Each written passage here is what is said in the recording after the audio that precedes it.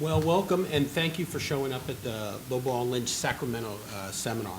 And I'd like to introduce this next topic by pointing out that, as we all know, 99% of cases resolve before trial. And what we're here to talk about is the statutory offer, which sometimes can help you get to that resolution. But we also want to advise you of where it could go wrong, the consequences you may face by not accepting a statutory offer, the parade of horribles that could be visited upon a party who rejects a statutory offer post-trial, after trial, and a verdict that isn't successful from the defense or the plaintiff's perspective. My co-panelist is Kimberly Chin, and she handles a lot of general liability and public entity defense. She's a senior associate with our San Francisco office. She's kind of give you the nuts and bolts of the statute. I'm going to deviate a little from what's on the screen and provide some overview, some considerations that you may want to discuss with your defense counsel when you receive a statutory offer or consider making a statutory offer. Okay, Kim, could you give us a little idea what's going on? Sure. So a 998 offer is obviously named after the Civil Procedure Code section that contains the information about a 998. That's Civil Code of Procedure section 998. And the basics of the offer are that first, it can be made at any time starting with the filing of the complaint until 10 days prior to the commencement of trial. The offer must be served in writing, and it can be served upon any party within the action. And it allows judgment to be entered or taken in accordance with the term and the conditions of the offer. If the offer is accepted, the offer with the proof of acceptance is filed with the court. So one thing you might want to take into consideration is that the settlement will not be confidential in that aspect because it will be part of the public record and it will be filed with the court. And then lastly, if the offer is not accepted prior to the trial or within 30 days of when the offer is first made, it's then deemed withdrawn by operation of law, and it can't be given into evidence at trial. Okay, and let me just interject. Kim talked a little bit about confidentiality, and a lot of times that's important to the insured. They desire confidentiality with regard to the settlement. They don't want a public record that a judgment's been taken against them. Totally understandable from their perspective. And the courts have ruled in statutory offers that included a confidentiality provision, even though, for example, the statutory offer was $30,000 and confidentiality. The judgment came back for $25,000. The court would not find that statutory offer effective. And the reason is that for certain people, confidentiality has a qualitative value. And the court was unwilling to determine how much confidentiality was worth. So even though in this case, the defense had provided a statutory offer of $30,000, plaintiff had rejected it, it went to trial, it was only a $25,000 offer, the defense was unable to convince the court to shift all the burdens of costs that Kim's going to talk about in a second to the defense. The offer was ineffective.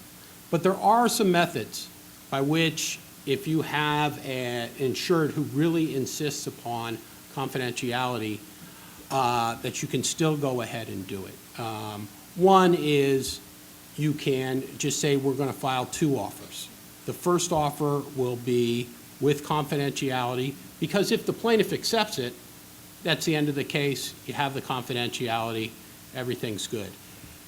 If the plaintiff rejects it, it's probably time for the examiner to talk with the insured then say, we believe that they will accept an offer in this amount. We're not going to be able to get you confidentiality. And that's really kind of a coverage adjuster insured discussion. But certainly you have the opportunity to at least put forward an offer that may not be effective post-trial, but where there's a chance that the plaintiff will take it.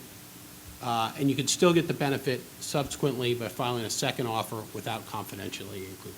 And Kim's going to talk a little bit now about what are the various cost-shifting events that can occur post-trial should you put forward a statutory offer that is better.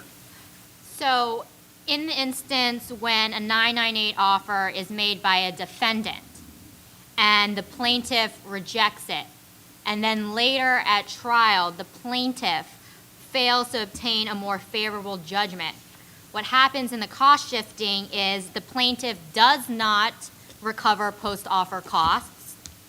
The plaintiff will be made to pay defendants post-offer costs. The plaintiff could be required in the court's discretion to pay for defendants' expert witnesses. And in the event that the costs awarded to the defendant, if the costs are awarded to the defendant and they're deducted from the damages awarded plaintiff, and if those costs exceed plaintiff's damages, the net amount is then awarded to the defendant as judgment in favor of a defendant. And obviously, these costs in particularized cases, especially cases that are expert intensive, where you're running up expert bills of $40,000 to $100,000, these statutory offers and the potential to shift all that burden onto the plaintiff, should they not better the offer at trial, is significant. And certainly one of the junctures that I discuss with examiners all the time is when is the appropriate time to issue that statutory offer. And usually it's before the party's expert up, especially when it's going to be a case involving $40,000, $50,000, $100,000 in expert fees. That's really a good moment to put it out there so they can consider it. Talk over with their client, hey, I'm going to have to go in my pocket for $100,000 to bring this case to trial. And if we don't beat this statutory offer that's been made by the defense, we could have tried this case for nothing. And I think now Kim's going to talk about the parade of horribles that can be visited upon the defense in the circumstances where a statutory offer by the plaintiff is rejected. So when a 998 offer is made by a plaintiff and is then rejected by a defendant, and the defendant fails to obtain a more favorable judgment, what can happen is that the defendant may be required in the court's discretion to pay plaintiff's expert witnesses. And then in a personal injury action, the plaintiff will be entitled to prejudgment interest at the rate of 10% from the date of the plaintiff's 998 offer. And that's per Civil Procedure Code Section 3291. And my usual story when I talk about this particular prejudgment problem is something you really, really need to evaluate. Lowball and Lynch was involved in a case. A plyboard came off of the 23rd floor of a high-rise in San Francisco and hit a bunch of doctors who were on their way to a seminar at Moscone Center. And fortunately, Lowball and Lynch got out early. We were just representing the party that had brought the equipment up there. But the developer and the construction company were in to the end. Obviously, an admitted liability case. Early on in that particular case, defense counsel had made, plaintiff's counsel had made statutory offers in the amount of $1 million on behalf of 2 doctors. One of them was accepted. The other one was rejected. The case went to trial. The jury came back with $2 million in future economic loss. The plaintiff's counsel had put on a case that this young doctor was going to be a surgeon but not just any type of surgeon. He was going to be a neurosurgeon, which would require incredible hand dexterity. And because of the injury to his shoulder from the board, that opportunity was lost to him. They were able to blackboard $2 million in future economic losses. The case went to trial, went to the jury. Jury came back with a $2 million future interest award. That case that case was tried 2 years after the plaintiffs made that statutory offer. So they picked up 10% on that $2 million during that time. And of course, with a judgment of that size, the obvious appeal follows. By the time it was all said and done, the interest on the future economic loss was close to $1 million. So it's something really to take into account, so the parade of horribles doesn't become visited upon you when you receive an offer from a plaintiff in a potential case where there's a significant future wage loss. And I think Kim's going to move us on to what constitutes a true good faith statutory offer. What offer post-trial is the court going to look at and say, that is effective for 998 purposes, and I'm going to institute cost shifting should it be applicable? So because a defendant always has a chance of obtaining a defense verdict, and a plaintiff can always serve a 998 concurrently with the complaint, because the statute allows you to serve a 998 at any time at least 10 days prior to trial. The courts have read a good faith requirement into the statute, and they have refused to award the statutory penalties, the cost shifting, for token offers or nominal offers. And usually what the court is looking for is whether the settlement offer is realistically reasonable under the circumstances of a particular case. But this doesn't mean that an early 998 offer from a plaintiff is per se unreasonable or in bad faith. What you'd want to do is if you get an early 998 offer, for example, if they serve you the complaint and they go, here's a 998 offer, what you can do is you can ask for informal discovery and a reasonable time to consider that informal discovery, so you can make a good evaluation on whether this 998 offer is something that you would want to take or reject. And let me just chime in on that. If you look at the cases where they do find an offer was not in good faith, they're almost always pro forma offers that were made by the plaintiff, by the defense, saying, I'm willing to waive costs as soon as I receive the complaint. Many times the court will just find that as a token offer, unthought out. But in most cases, the court will find that if the offer, even if it's very small, if there's reasoning behind it and it's not just churned out formulaically, we'll find it effective. Because the purpose behind Section 998 and the California policy is favorable to settlement. So if there is a good faith reason why that offer was made, and it's not a formulaic thing, the court will usually find that offer effective, and in the circumstances post-trial where an offer wasn't accepted and not bettered, they will usually shift costs and do all that cost shifting. So, and the one case that there's one of the cases that talks about formulaic and token offers was the defense made an offer for waiver of costs 10, 15 days before trial. Case had been going on for 3 years. But the court found that, in that particular case, that was a good faith offer, being that the plaintiffs knew at that time that there was $90,000 in expert fees, had been expended by both parties, and that the plaintiff's causation theory was very suspect at that time. And they said, a waiver of costs shortly before trial is a fine offer given those circumstances. So usually the court is going to find that a offer that meets the statutory requirements of Section 998 was made in good faith unless it is just a token offer or made just formulaically. And I think Kim wants to go on a little bit about the good faith factors. Sure. So some of the factors that the court will take into account when distinguishing token offers from good faith offers are, for example, the amount of the offer. But as Kurt had just said, just because it's a nominal amount doesn't make it per se token. So if you, as for example, a defendant in a no liability case, make a token offer for $100, the court will see at the time that you made the offer what facts were present, and they won't find that token. That was in good faith based on the liability analysis at the time. So that brings us to our next factor, the defendant's apparent liability.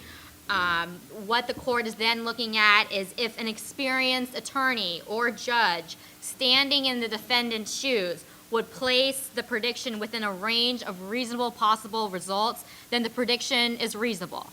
They'll also look to plaintiff's likely damages, the information available to the plaintiff at the time. Defendant's insurance can be a factor because that can determine defendant's ability to respond to the 998 offer.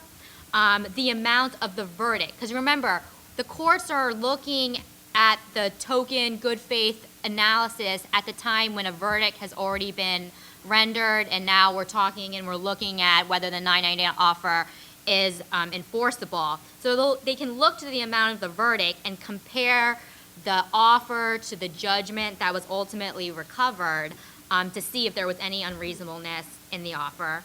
They could also look at jury reports, the historic patterns of jury verdicts in the courts, and to the extent that there are co-defendants, the court will also look to the amount of plaintiff settlements with similarly situated defendants. Okay, and I kind of want to go back one step and talk about what happens from the defense perspective when you receive a statutory offer with the filing of a complaint. And it's a significant offer. And at that time, it's usually when you receive a file, you may only receive the claim, the complaint, and all of a sudden you got a statutory offer of $250,000, and you have 30 days to respond to it. And Kim briefly mentioned this. The steps that need to be taken at that time, obviously, is to get defense counsel involved, a written request for specific informal discovery needs to be made to the plaintiff, a written request for further time needs to be made. And hopefully, if you're dealing with plaintiff's counsel who's been around the block a few times, they usually have the medical records, are willing to provide it, and give you, as a part of professional courtesy, an additional time to respond to that offer. Now, there are occasions, and they're usually strategic, where plaintiff's counsel is unwilling to provide anything within those 30 days up front. The important thing, you have two important things that you need to do there. One, you need to make your record in writing that you've made all these requests. But even if the plaintiff is unwilling to respond and provide the necessary information so you can make an evaluation, you still need to make that evaluation with what you have about whether to accept or reject. The usual course is, if you're not going to give me the information, I'm going to have to reject. But you may have other information available to you that may make you want to consider whether to accept that. Because the reason that you're setting up that course of conduct of doing all the requests for this information is to argue after trial that cost shifting shouldn't be imposed based on that offer at that time. But obviously, if it's a $250,000 offer and you have information available to you that indicates this is a $5 million brain injury case, you need to make your evaluation on what you have of whether to accept or reject, and not pin your, tie your horse to the hope that that offer won't be accepted after trial. You know, maybe it will, maybe it won't, but, you know, obviously you need to do what you have to do to make your evaluation at the time of that offer before that 30 days if they're not willing to give you more time. And I think Kim wanted to move us on to another subject now. Yeah, well, one last thing, you'll note that what the court does not take into account is defense costs. They don't look at your defense costs in determining whether an offer was made in good faith. And that's because, for public policy reasons, if there's a possibility of liability, they don't want defendants justifying their settlement solely on defense costs. So take that in consideration. And then also, one tip that we had here was we've talked about doing a 998 offer with a waiver for costs. Courts will take into consideration waivers of costs as adding value to the offer. So they'll take that in consideration when determining whether an offer was token versus a good faith offer. So next slide is, now you have a verdict or a judgment has been entered, and now we need to determine, is the 998 offer more favorable than the verdict or the award? And let me just interject here. When a trial does take place and a verdict is awarded, it would seem pretty clear that one side either beat the offer or didn't beat the offer. But as you know, dealing with lawyers as much as you do, nothing is clear. Almost every party, the losing party will argue that they received a more favorable verdict, that the offer was token, that the offer did not follow the statute and therefore should not be accepted, that there are other costs that should be included on top of the verdict, which will establish that they actually did better the settlement offer.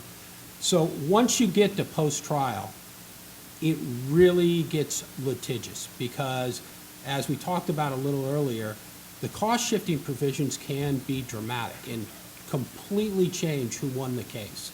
If the defense is able to shift costs in its favor and, you know, take $100,000 in expert fees off a $200,000 verdict, you know, obviously that certainly changes the plaintiff's view of whether that was a win or a loss. And also, in cases that involve attorney's fees, if you're able to establish that the plaintiff was unable to better the offer, and they would have been entitled to attorney's fees,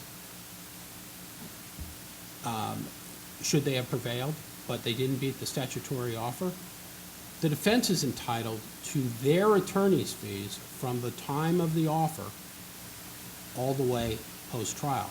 And that obviously can dramatically turn a plaintiff's verdict into a defense verdict in relatively short order. And now Kim wants to give you the specifics of that. Yeah, so this is where there's a lot of math and the things that you add and the things that you subtract. So the considerations when a plaintiff fails to accept a defendant's offer, what is the court going to look at when figuring out which number is bigger? They're going to look at the status of litigation at the time of the offer, just generally. So again, that goes back to Kurt's point about talking about when you want to give this offer. In terms of numbers, what are they looking at? They're going to, in the case if there's multiple defendants, they're going to offset the other settlements with the other defendants. Things that are not considered when doing the math.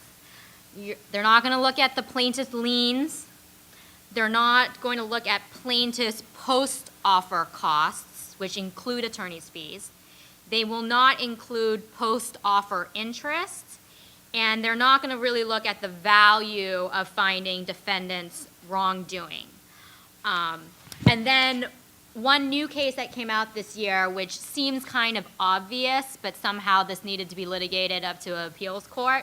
If a plaintiff voluntarily dismisses a case, that does not mean that they get a more favorable judgment. So if you have a plaintiff who you serve a 998 offer, and then they choose later on to reject your offer, and then somehow down the line they choose to voluntarily dismiss their case, they will not be able to argue that they got a more favorable judgment.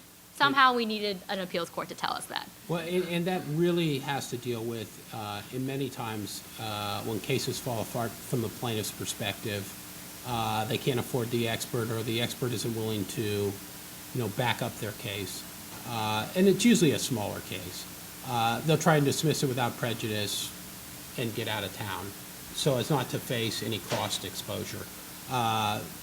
The court, in this particular case, said no, you didn't obtain a more favorable judgment because you dismissed your case, then the statutory offer. And so the court shifted the defense expert fees, which usually wouldn't be recoverable if the plaintiff had just dismissed, but for the statutory offer. And that's the real import of that. There's just, once you've made the statutory offer, the plaintiff cannot escape their potential liability should they not better your statutory offer at trial.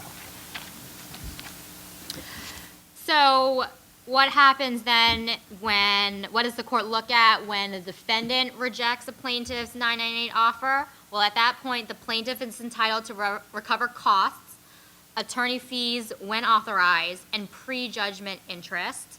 But the action, that's limited to personal injury actions. The case has to be one where the primary claim is injury to a person rather than injury to property. They're not going to calculate in interest on punitive damages. You're only going to recover that interest on the non-punitive damages, and there's no compounding of interest when doing that calculation. And for example, if you made a $30,000 statutory offer, the plaintiff achieved a $25,000 verdict post-trial. Depending on whether you included a waiver of costs in there, the plaintiff is going to argue that prior to the offer that they had incurred approximately $6,000 in costs to get over the $30,000, and hence show that the statutory offer is ineffective. And then I think we're moving on to the next slide here. Yep. So, again, when determining whether the defendant failed to obtain a more favorable verdict, the test is whether the defendant failed to obtain a more favorable verdict, not whether the plaintiff received a more favorable verdict. So we're looking at the defendant, what they did, not if the plaintiff received more. So the courts look to the net judgment against the defendant, and that can include plaintiff's pre-offer and post-offer costs. It does not include the pre-judgment interest. It includes part of the judgment that's not subject to pre-judgment interest.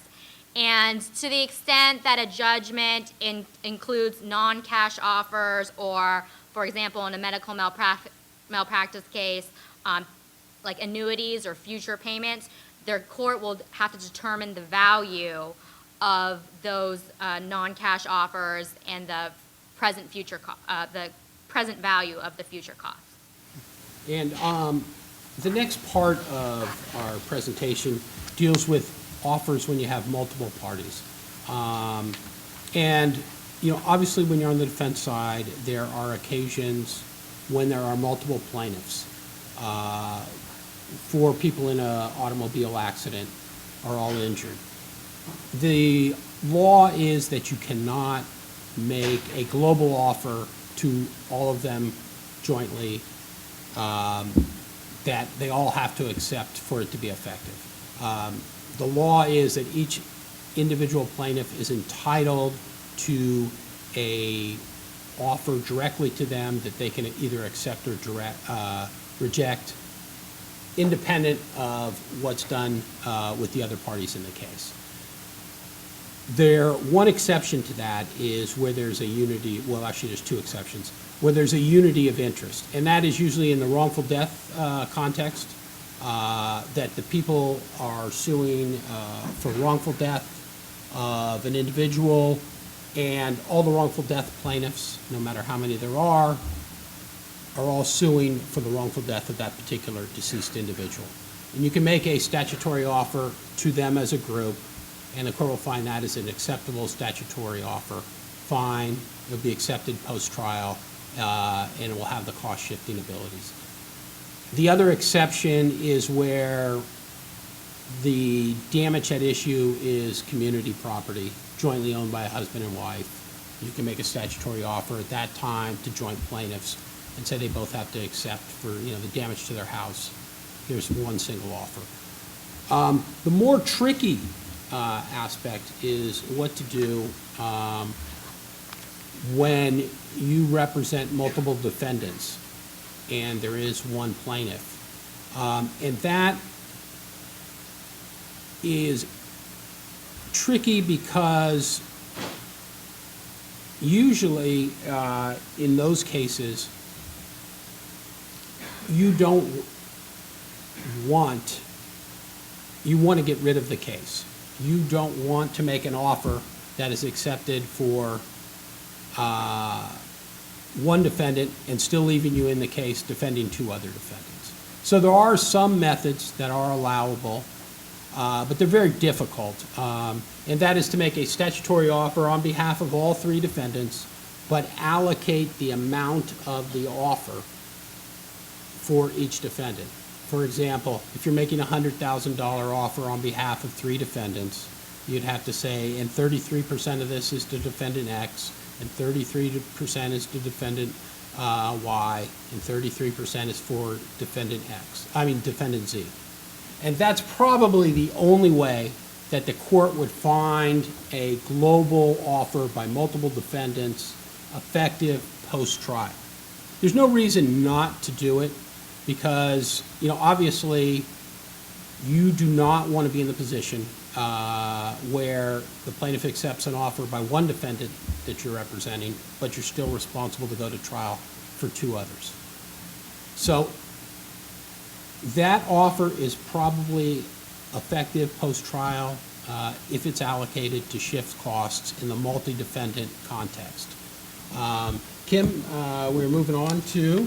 Yes, timing and deadlines, more nuts and bolts. So like I said before, the time to make an offer can be at any time from the filing of the complaint until 10 days before the commencement of the trial. The time for accepting a statutory 998 offer, there's the potential life of 30 days, but the start of trial can cut that off. So say you send out a statutory offer 20 days before trial. It's supposed to be a life of 30 days, but because trial starts, it's going to cut off at that 20 days when trial starts. Other factors that can affect the timing is obviously if it's mailed, you get 5 extra days. So if a plaintiff mails you your 998 offer, you have 35 days. So the thing that you need to know is that an offer that does not provide sufficient time for acceptance is not effective for cost shifting under C.C.P. 998. And the other thing is that if you go to judicial non-binding arbitration, that's not considered a trial. And so that will not terminate your 998 offer either.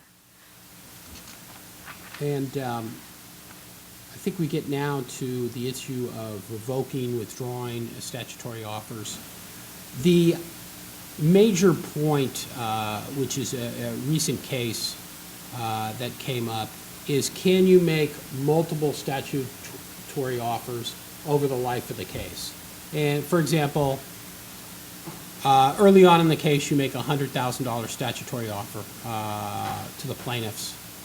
Plaintiff lets it lapse over the 30 days. The offer is rejected as a matter of law. Can you make a second statutory offer for $50,000 at a later point in the case and have that offer be effective post-trial for cost-shifting purposes? Or suppose that the judgment comes in at $75,000. Are both offers potentially usable for cost-shifting purposes? And obviously, the lower one would be the one that you'd want to use. And the courts have recently found that unlike contract offers, that once revoked, they're gone forever, and a subsequent offer will act as the new effective offer. Statutory offers are different. Any statutory offer that's been rejected that is potentially enforceable post-trial can be used. So if you made a $50,000 offer early in the case, then made a $100,000 offer, and the verdict came in for $75,000, you could still go back to that first offer of $50,000 and argue that cost-shifting penalties should apply. And I think we have a few more minor points. Minor points. There are certain types of cases where C.C.P. Section 998 does not apply. That it includes offers by plaintiffs in eminent domain actions. Those are enforcement actions brought in the name of the people of the state of California. And then you'll recall earlier what I said, actions which do not have personal injury as a primary claim. You can't make 998 offers, are not applicable in those. And then lastly, the unaccepted offer is not admissible at trial to prove the offeror's acknowledgement of liability. But it could be, for example, admissible for another purpose. So the example that we have up on the slide is that to prove that the offer was attempting to settle the case fairly and in good faith as a defense to, for example, a bad faith action for refusing to settle an insurance claim. So you can't use the unaccepted offer to prove the offeror's acknowledgement of liability, but you could use it, for example, in a bad faith action to show that you were trying to settle in good faith. I think that's it. Actually, there was one thing that we talked about earlier that we didn't get to, is what happens when you're in a case with multiple defendants that have cross complaints and you want to get out on a 998 with the plaintiffs, but you're going to still have those cross complaints. How does the interplay between a 998 and a good faith settlement? That actually is a really good question, and that comes up all the time. Suppose you provide a statutory offer to the plaintiff and he's willing to accept it. You need to put in a provision that this statutory offer is contingent upon the court making a good faith finding that the settlement was in good faith. And that will get rid of all equitable cross complaints against your defendant. You have to do that where cross complaints have been filed against your client for equitable indemnity. Obviously you don't want to settle the case and be left in the case defending the cross actions. Whether that will be effective post-trial, that's unclear, but usually the court will grant that the offer was provided it was in good faith, that the offer was in good faith, you receive your good faith order, plaintiff will accept their money, and all the cross complaints should go away, even though the other defendants may challenge the good faith nature of your settlement. If you meet the factors of a good faith settlement, that should make it effective. Right, because if you look at the factors so Tech Built is the case that governs a good faith settlement. The factors that the courts look at for a good faith settlement are very similar to the factors that the court considers when deciding whether a 998 offer is made in good faith versus a token 998. So if you have a good faith settlement and the court grants that, it's likely that they will also find your 998 offer to be in good faith as well. That is correct. Oh, thrown the question. She already threw the hard question at me. If anybody has any questions, I'd be happy to answer them. The point about the statutory offers that I think is the most important thing to remember is to use them strategically, because you do force the plaintiff to make a choice. The plaintiff counsel will have to go to their client and explain, hey, if we reject this offer, here are the parade of horribles that can be visited upon us should we go to trial and not beat that offer. And the usual times when I found them most effective, after you've had a very difficult mediation, the parties are not that far apart, but you're done. you can't go any higher, you're not going to put any more money on the case, it's a good time to issue that statutory offer right then and there. Let them know you're done, there's no more money involved, this is where we are. Another time that's very good, that we talked about a little bit earlier, is right before expert disclosure. Plaintiff's counsel, if you know plaintiff's counsel, it's the one time when they really sweat, because they've got to go into their pocket and start writing checks, and that's the one thing they don't like to do. It's a good time to put a statutory offer. They can put the thumb to their client at that time. All right, anything, anybody have anything? Christine, no hard questions? Okay, there you go. Thank you.